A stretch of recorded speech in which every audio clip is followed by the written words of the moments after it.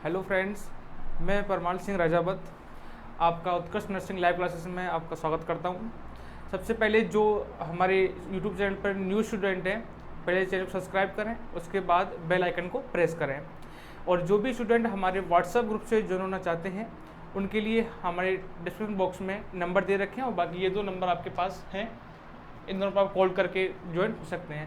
हमारा जो ग्रुप है व्हाट्सएप ग्रुप, उसमें बॉयज़ का अलग है, गर्ल्स का अलग है और उसमें वीकली जो है टेस्ट सीरीज़ डाली जाती है। उसके बाद उनको 2 डेज़ टाइम दिया जाता है टेस्ट सीरीज़ को सॉल्व करने का। देन उसके बाद आंसर की विद रेशनल डाली जाती है जिससे स्टूडेंट सेल्फ रेगुलेशन कर सके। ठीक है, सो हम आज जो स्टडी करेंगे वो बात करते हैं अपन ओबीजी के बारे में। बेसिकली देखा जाए तो ओबीजी एंड गायनेक 2 अलग टर्म हैं।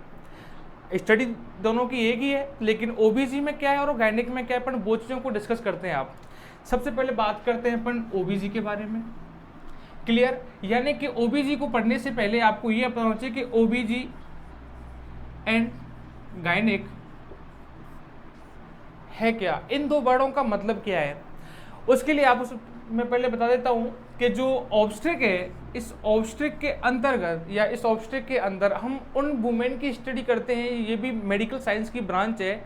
जैसे is the branch of medical science in which to study of the during preconception, intrapartum care, postpartum care और चाइल्ड बर्थ के बाद इमीडिएट जो केयर दी जाती है मदर को एंड चाइल्ड को, उसके बारे में स्टडी करते हैं। पर इसके बारे में इसके अंदर किसके, ओबीजी के अंदर सबसे पहले इसके अंदर किसकी स्टडी की जाती है, प्री कंसेप्शन। सेकंड है आपका इंट्रापार्टम। थर्ड है आपका पोस्टपार्टम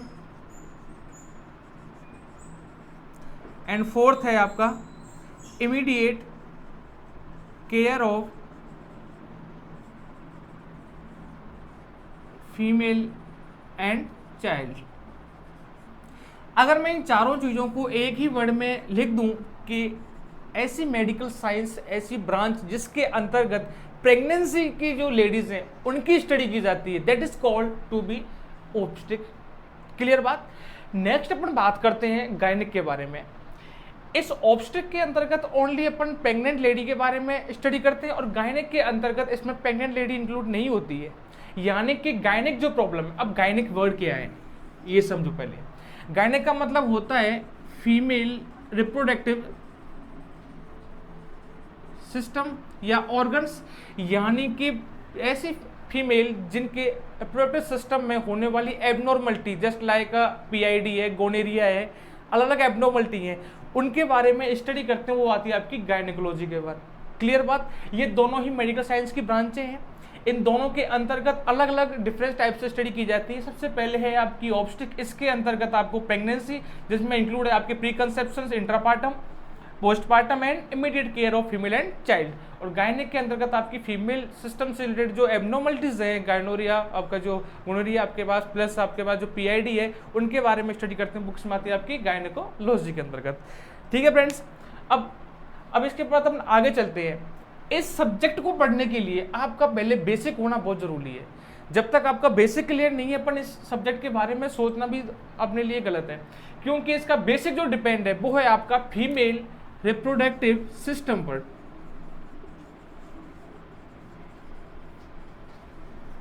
क्लियर बात। यानी कि अब हम जो स्टडी करेंगे वो अपन स्टडी करेंगे फीमेल रिप्रोडक्टिव सिस्टम के बारे में। इसके बारे में सबसे पहले अपन इसकी एनाटॉमी देखेंगे, उसके बाद इसकी फिजियोलॉजी देखेंगे। Okay friends, then we further be gone.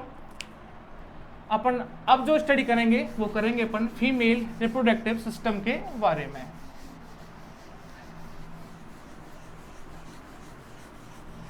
Clear बात। देन अब जो स्टडी करेंगे अपन वो है female reproductive system. Clear. Female reproductive system. अब इसके बारे में सबसे पहले अपन ये जान लें कि ये जो टर्म है, इन टर्मों को अपन डिफाइन कर लेते हैं। पहले सबसे पहले अपन उठाते हैं सिस्टम। सिस्टम क्या है? System what is defined to be system, यानी कि आपको इससे पहले वाली क्लास में ऑलरेडी पढ़ चुके हो कि जो सेल्स होती है वो अपनी बॉडी की स्ट्रक्चर एंड फंक्शन यूनिट होती है। सेल्स कंबाइंड होकर के बनाती हैं टिश्यू, टिश्यू कंबाइंड होकर के बनाते हैं आपके ऑर्गन, और ऑर्गन आपके कंबाइंड होकर के निर्माण करते हैं वो है आपका सिस्टम। क्लियर बात? यानी कि सेल्स ने कंबाइंड हो क्या बनाया? टिश्यू, टिश्यू कंबाइंड होकर क्या बनाया? ऑर्गन, और ऑर्गन ने किसका निर्माण किया? सिस्टम का। यानी कि ये तो फिक्स है कि इसके अंतर्गत बहुत सारे ऑर्गन इंक्लूड होंगे। नाम दिया है सिस्टम है, मतलब ऑर्गन्स का इंक्लूड में होगा। उसके बाद है रिप्रोडक्टिव। इसको अपन डिफाइन करते हैं, what is the reproductive system. Reproductive system के बारे में अपन जो डिफाइन करने जा रहे हैं वो ये है, बेसिकली इसकी डेफिनेशन जो देखें अपन, ऐसा सिस्टम जो प्रेजेंट होता है फीमेल में, ऐसा सिस्टम जो प्रेजेंट होता है फीमेल में और जो मिलकर कंसिस्ट बना होता है वेरियस ऑर्गन या सेवरल ऑर्गन से। यानी कि ऐसा सिस्टम जो फीमेल प्रेजेंट होता है, जो कंसिस्टिंग यानी बना हुआ होता है बहुत सारे ऑर्गन से मिलकर बना होता है, और यह सिस्टम रिक्वायर्ड क्यों होता है या नेसेसरी क्यों है? फॉर द प्रोसेस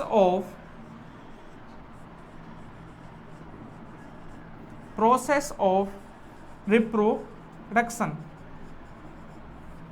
क्लियर बात? यानी कि अब मैं आपको बताता हूं इसकी डेफिनेशन कैसे लिखनी है आपको। सबसे पहले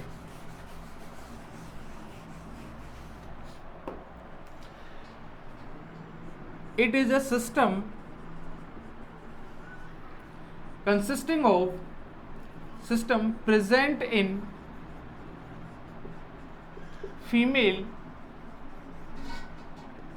It consists of various organ that necessary for the process of reproduction. यानी कि ये हो गए आपकी इसकी डेफिनेशंस के ऐसा सिस्टम जो प्रेजेंट होता है फीमेल में जो बना किसका होता है? बहुत सारे ऑर्गन्स, यानी कि एक पर्टिकुलर कोई ऑर्गन नहीं है, बहुत सारे ऑर्गन इसमें कंबाइंड है, उनसे मिलकर बना होता है। और ये रिक्वायरमेंट किसके होते हैं? किस लिए होते हैं? For the process of reproduction के लिए। अपन बात करते हैं रिप्रोडक्शन के बारे में। क्लियर बात? अब बात आती है कि what is the reproduction. Clear? अब रिप्रोडक्शन को अपन डिफाइन करें बेसिकली, तो अपन बात करते हैं रिप्रोडक्शन की। अब ये क्या है? रिप्रोडक्शन क्या है पहले ये समझो आप। रिप्रोडक्शन का मतलब होता है कि एक ऐसी प्रोसेस, क्या है ये? एक प्रोसेस है जिसके द्वारा कोई भी living being cells ditto itself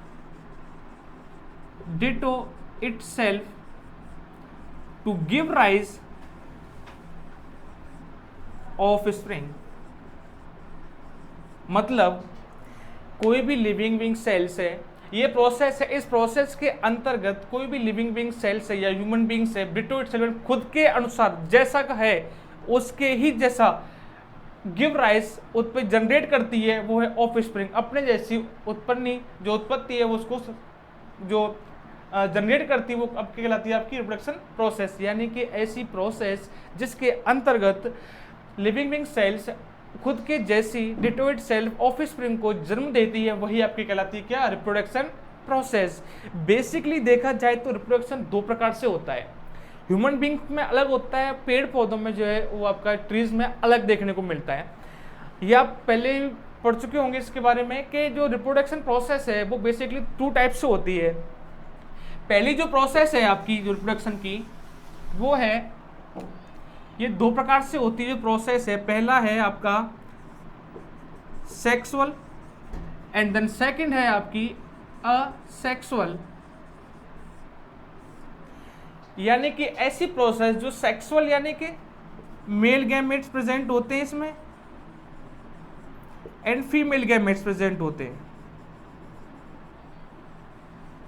male gametes में आते हैं आपके स्पर्म एंड फीमेल गैमेट्स में आते हैं आपके ओवम।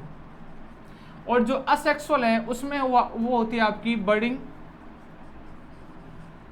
ग्राफ्टिंग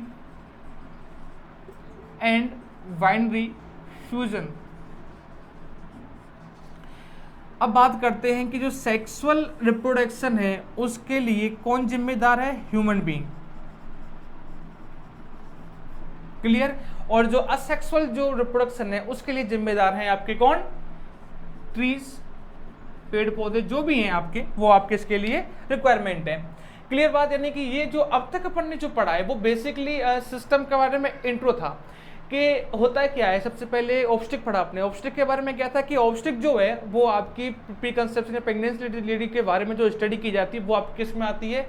ऑब्स्टिक में। गायनिक में जो गायनिक रिलेटेड जो प्रॉब्लम है, जो भी आपके इस सिस्टम से रिलेटेड जो प्रॉब्लम आती है, एब्नॉर्मलिटी, वो आपकी स्टडी की जाती है गायनिक में। उसके बाद आपकी आती है रिप्रोडक्शन प्रोसेस। अपन ने सिस्टम को अपने डिफाइन कर दिया, ऐसा सिस्टम जिसके जो काफ़ी बहुत सारे ऑर्गन से मिलकर बना होता है और प्रेजेंट होता है फीमेल में। भाई इसकी रिक्वायरमेंट क्यों हुई, क्यों नेसेसरी? इसलिए रिक्वायरमेंट है जिससे कि अपन क्या प्रोसेस को जन्म दे सकें? Reproduction process. क्लियर बात? इस प्रोसेस को जो प्रोसेस है, इस प्रोसेस को हमने डिफाइन किया कि ऐसी प्रोसेस जो लिविंग सेल्स जो होती हैं वो डिटोइड सेल के अनुसार न्यू ऑफस्प्रिंग जनरेट करती हैं, वो आपकी क्या कहलाती है? Reproduction process. और इसी प्रोसेस को हमने दो भागों में डिवाइड कर दिया, सेक्सुअल एंड असेक्सुअल। ये सेक्सुअल जो प्रोसेस है वो आपकी होती है ह्यूमन बीइंग में, ये जो एक्सेसुअल होती है आपकी ट्रीज एंड पेड़ पौधों में। क्लियर बात? इसके बाद जो सेक्सुअल में प्रेजेंट होते हैं आपके मेल गैमेट्स हैं, उसमें आपकी बर्डिंग और ग्राफ्टिंग वगैरह प्रेजेंट होती है। समझ में आ गया यहाँ तक आपकी बात? अपन जो बात करते हैं, अब यहाँ से आगे चलते हैं तो अपन पढ़ते हैं फीमेल रिप्रोडक्टिव सिस्टम के बारे में। यानी कि इसको अपन बेसिकली सिंप्लीफिकेशन में अपन देखें तो इसको स्टडी करने के लिए इसको 3 पार्टों में डिवाइड किया हमने। जो सिस्टम है, इस सिस्टम को स्टडी करने के लिए हमने इसको 3 भागों में डिवाइड किया। सबसे पहला था आपका एक्सटर्नल एंड सेकंड था आपका इंटरनल एंड थर्ड था आपका असेसरी। क्लियर बात? यानी कि इस सिस्टम को पढ़ने के लिए अपन ने इसको 3 जो डिवाइडेड थे इसमें अपन ने इसको गौर किया। पहला एक्सटर्नल, सेकंड आपका इंटरनल एंड थर्ड आपका असेसरी। अब जो एक्सटर्नल जो है, इस एक्सटर्नल को भी बहुत सारे ऑर्गन में डिवाइड किया। यानी कि मतलब ये है कि जो ऑर्गन्स हैं इनको भी उन्होंने अलग अलग डिवाइड किया। सबसे पहले एक्सटर्नल, फिर इंटरनल, फिर एसेसरी। यानी कि अब एक्सटर्नल को कैसे डिफाइन करें अपन, तो ये है आपका कि ऐसे ऑर्गन्स जो आपके अपन बाय थ्रू नेक्ड आइज के थ्रू अपन को या बॉडी के बाहर आपको दिखाई देते हैं, वो आपके किस में आते हैं? आपके एक्सटर्नल जेनिटल ऑर्गन में। और जो इंटरनल है, जो अपने को बाय द थ्रू इंस्ट्रूमेंट या किसी और प्रोसेस या कोई अदर इंस्ट्रूमेंट के द्वारा अपन असेस करते हैं, वो आपके आते हैं इंटरनल में। असेसरी में इनका रोल नहीं होता है, बट लेकिन ये है कुछ हार्मोनों को बैलेंस करने के में भी ये रिक्वायरमेंट होते हैं। क्लियर बात? यानी कि अपन ने इसको स्टडी करने के लिए, फीमेल सिस्टम को स्टडी करने के लिए अपन ने इसको 3 भागों में बेसिकली डिवाइड कर दिया। सबसे पहला external, second internal and third accessory के बारे में। एक्सटर्नल जो सिस्टम है, इस सिस्टम के अंतर्गत हमने इसको बहुत सारे ऑर्गन रखे गए। सबसे पहला ऑर्गन था आपका मोन्स प्यूबिस। क्लियर? सेकंड था आपका क्लाइटोरिस, थर्ड था आपका लेबिया मेजोरा एंड फोर्थ था आपका लेबिया माइनोरा एंड फिफ्थ था आपका वेस्टिब्यूल। इस वेस्टिब्यूल एक ट्रायंगुलर शेप होता है, इसमें बहुत सारी Skene's gland, Bartholin glands and then openings होती हैं 2, वेजाइनल ओपनिंग एंड जो है आपकी यूरिथ्रल ओपनिंग। 6 पॉइंट था हाइमन। क्लियर बात? यानी कि mons pubis, clitoris, labia majora, labia minora, vestibule, hymens. Clear? यानी कि इन ऑर्गन्स को रखा गया एक्सटर्नल जेनिटल ऑर्गन के अंतर्गत। क्लियर? अब यानी कि इस सिस्टम के बारे में अपन पढ़ेंगे डिस्क्रिप्ट में। इसके बाद आते हैं आपके इंटरनल, यानी कि इंटरनल के बारे में बताएं तो इसमें भी बहुत सारे ऑर्गन रखे गए थे। इसमें 4 ऑर्गन्स को रखा गया था। पहला vagina, second uterus, third fallopian tube and fourth ovary. और असेसरी में आपके आते हैं only 1 organ is include is breast. Clear बात?